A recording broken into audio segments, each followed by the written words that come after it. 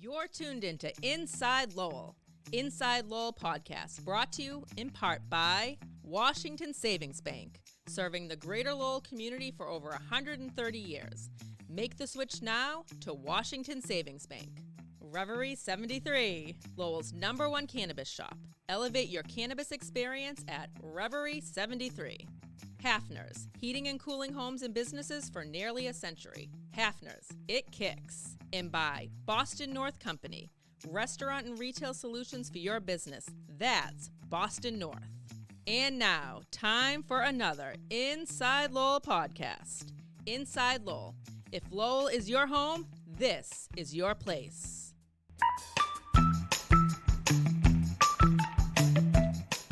Hello again, everybody, and welcome to another Inside Lowell podcast, coming to you from the Inside Lowell studios here in beautiful, historic downtown Lowell. Got a couple of special guests joining us here this month to tell us about October being a very important month for a cause that is near and dear to many people's hearts and has affected many people's lives. I'll bring them in a quick second. Just want to thank our sponsors for helping make this podcast, all of our podcasts, and all of Inside Lowell possible for that matter. You heard Danielle's voice booming out. Washington Savings Bank and Reverie 73 and Hafner's and Boston North Company.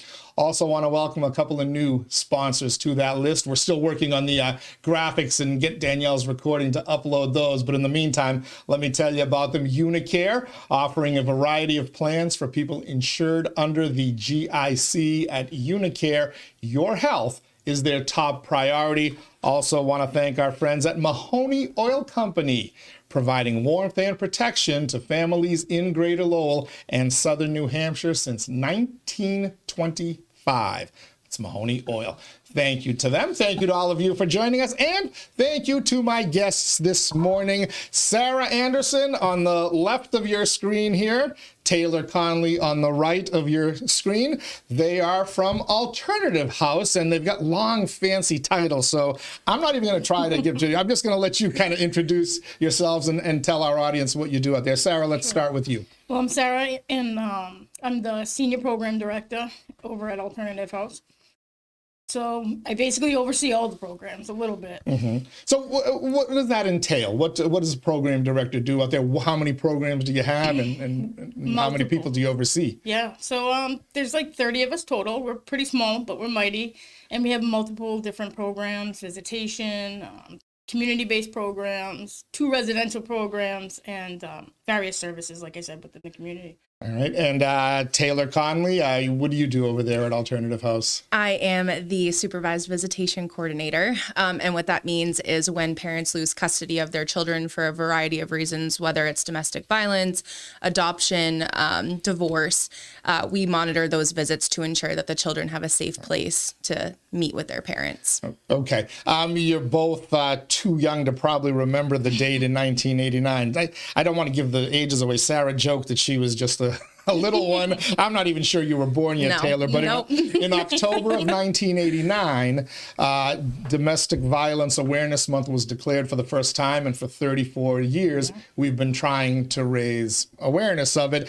How much progress have you seen in your time with Alternative House? Has the awareness made the situation better? Has it kind of just stayed the same? Has it deteriorated due to recent events like the pandemic? And we've seen it, kind of hurt mental health and other causes in many ways. What's your observation right now? Are we making progress here? Are we winning this battle after 34 years? I wouldn't say winning, but I'd say progress is there, and it's very, very prevalent. I mean, the more awareness there is, the more we get out there, the more fundraising we do. There's things like the internet now. So we have our own website, a 24-hour hotline. There's lots of resources that weren't there for many years. What's the biggest hurdle you face in getting people the help that they need and getting them out of a dangerous situation and into safety? Sometimes it's a lack of resources. There's only, so many beds or so many programs that we can provide, and to find the need far surpasses services. And I think the culture too of domestic violence, like it's so secretive and it's so this taboo thing that people don't want to express that they're going through due to like shame and embarrassment. And I think that's a really big barrier for people wanting to reach out and get help. Yeah, and that's a very big point. So I want to talk a little bit about warning signs, right?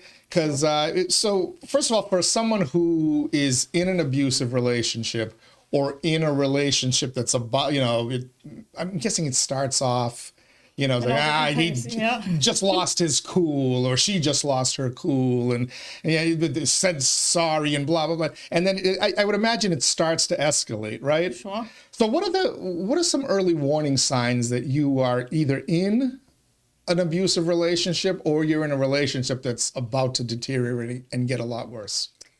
We go over this a lot in our domestic violence psychoeducational support group, and we talk a lot about red flags. That's what we kind of call them. That's the term for them nowadays. But a lot of early warning signs can be love bombing. So they're buying you gifts. They're making you feel like you're the only person in the world. Granted, that's a nice thing in the beginning of a relationship. However, there's a line there where it becomes excessive. A lot of it can be isolation from your family and your friends, trying to control what you're doing, where you're going. They want to track where you're going, whether it's through like Find My Friends or something like that. Anything that tends to become obsessive quickly. Yeah, control, I think, is the kind of the key word that you said there, right? And even what seems like a wonderful gesture, a gift, the idea is to make you beholden to that person, right?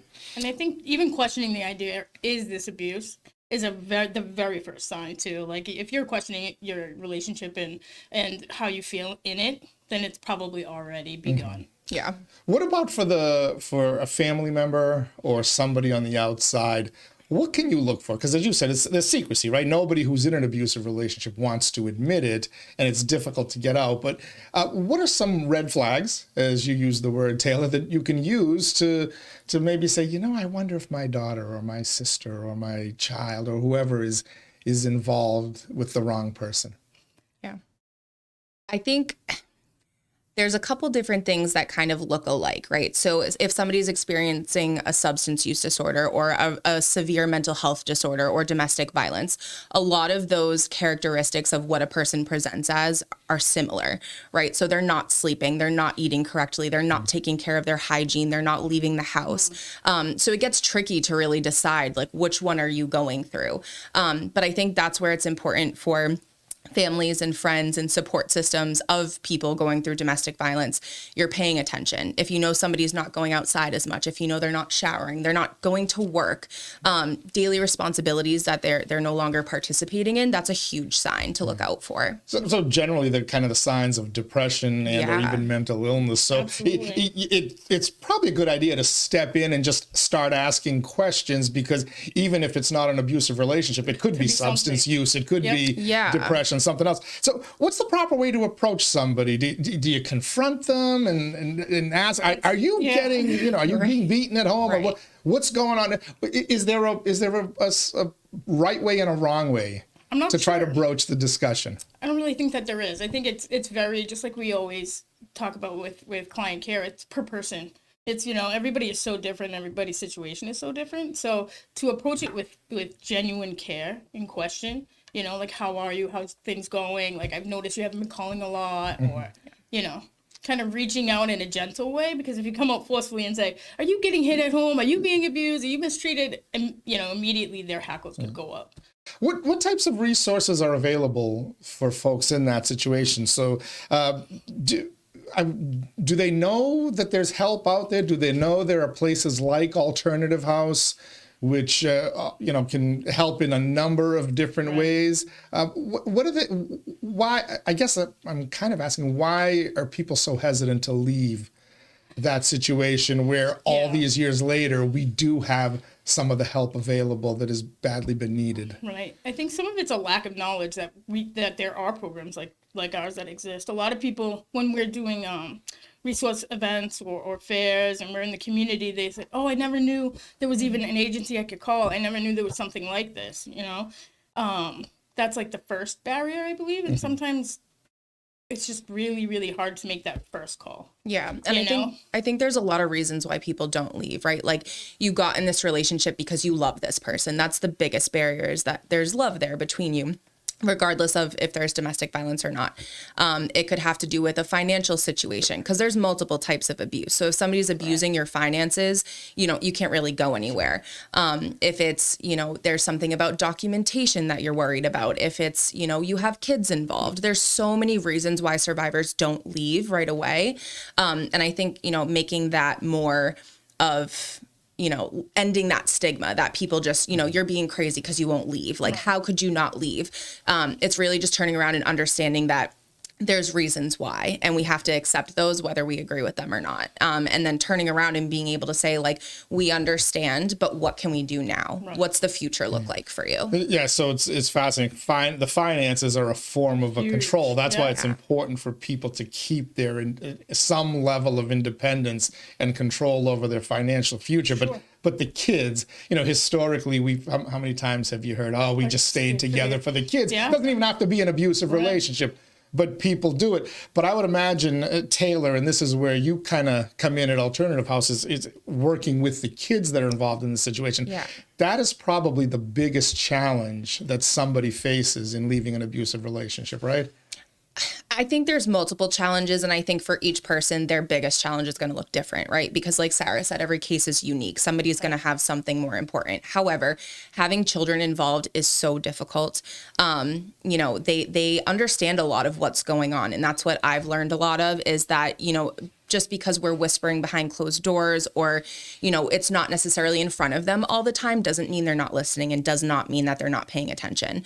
And there's a lot of side effects of domestic violence that kids can experience too. So it's really just, taking that family unit as a whole once they leave that domestic violence relationship and treating it all together, because everybody needs help if they are going through it. All right. It's September 28th when we're recording this. Not sure when you are watching it, but we are on the cusp of October, which is Domestic Violence Awareness Month, and we're being joined by Sarah Anderson to the left of your screen, Taylor Conley to the right. They are with Alternative House. Let's talk a little bit about Alternative House and the services you offer and how people can get the ball rolling. So if somebody's watching this and they're in a situation like, everything they described, that's my life. Right. Or you're a family member and, you recognize it with one of your loved ones. How do you get the ball rolling? How do you reach out? Who do you get in touch with? And what happens then? What are the first steps in the journey? So there's multiple ways you can reach us, right? We have a 24-hour hotline that is always available, and that's 978-454-1436. There's also a 800 number that is 888-291-6228. That is 100% confidential, and there's always a human on the other end of that line. So when you're calling, if this is your first 5 minutes, if you're in an unsafe situation, if you're outside and the abuser's in the next room, you'll never have to get a call back. There's no computer that will pick up. It's always somebody.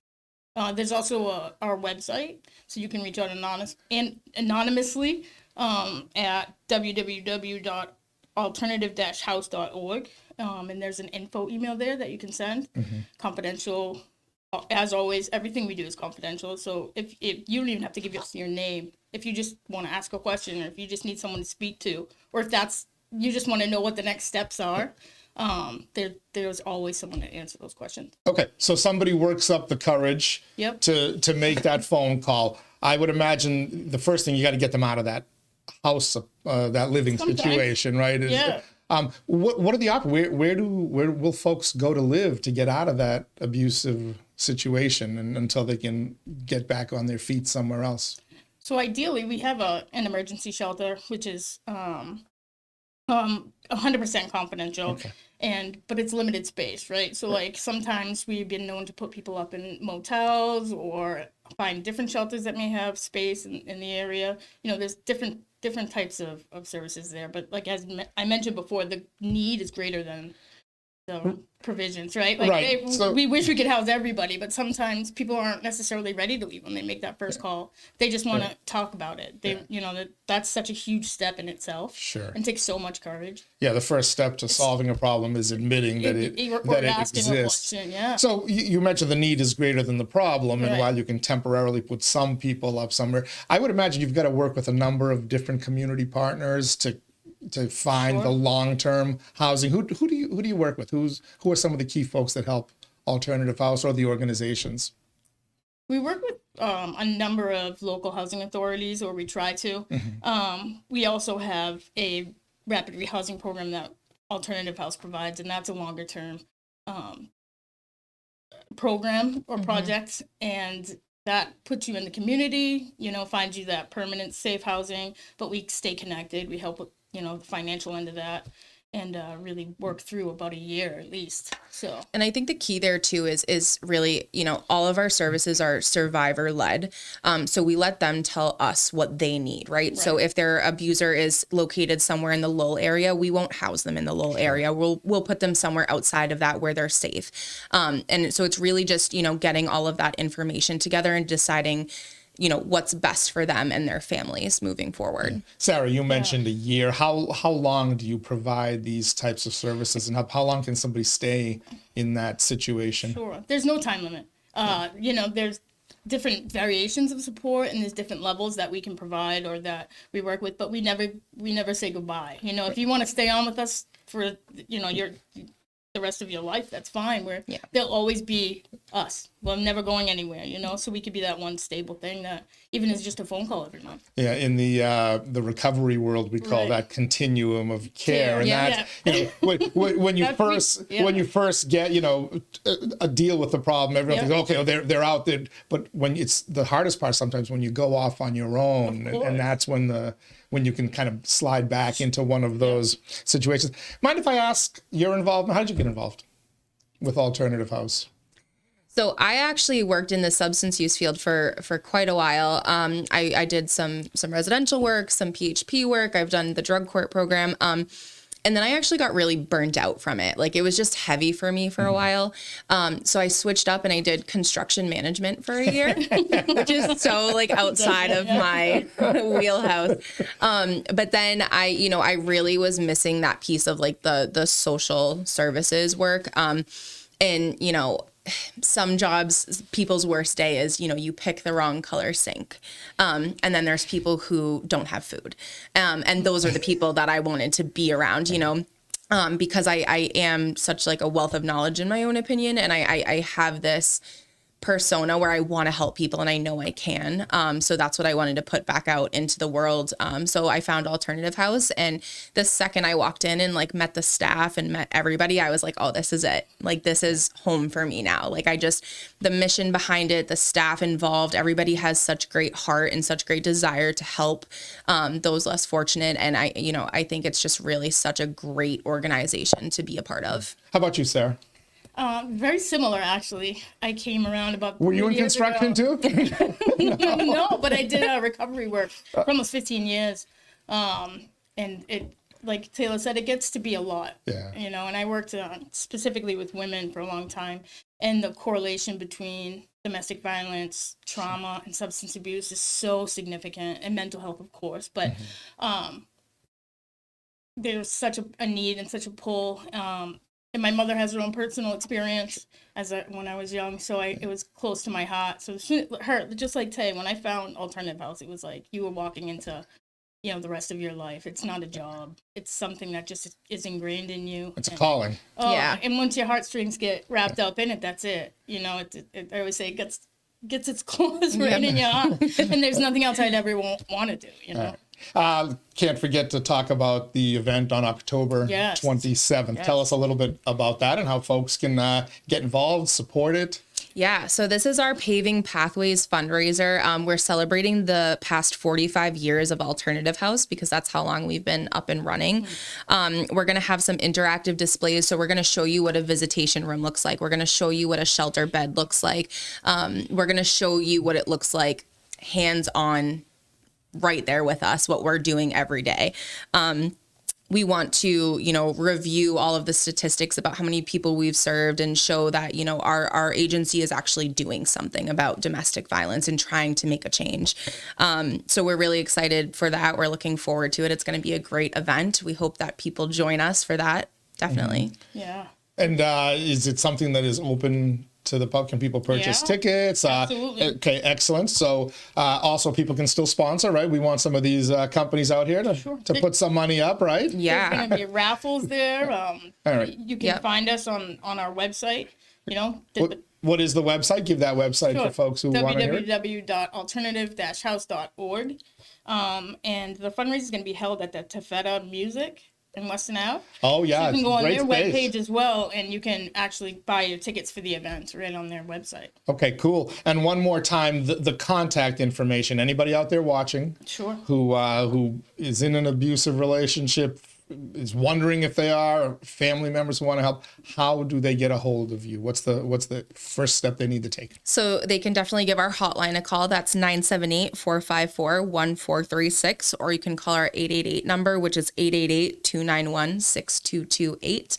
You can also visit the Alternative House website, or you can send an email to that info@alternativehouse.org email. See that? You got nervous when you realized that you got sent in here, you got set up, and that there were cameras here. But fantastic job. 45 years of Alternative House. You actually predate Domestic Violence Awareness Month. And that's kind of cool. It is very cool. Yeah. It's an honor to work for this agency, honestly. Well, it's great to have you doing what you're doing out there in the community. Sarah Anderson, Taylor Conley, thank you very much for joining us here. Keep up the battle. Always. Okay? Thank you. And if we can do anything to help in the future, don't hesitate to reach out, okay? Spread the word. All right, you got it. Thank you. Thank you, and thank all of you for tuning in to this Inside Lowell podcast.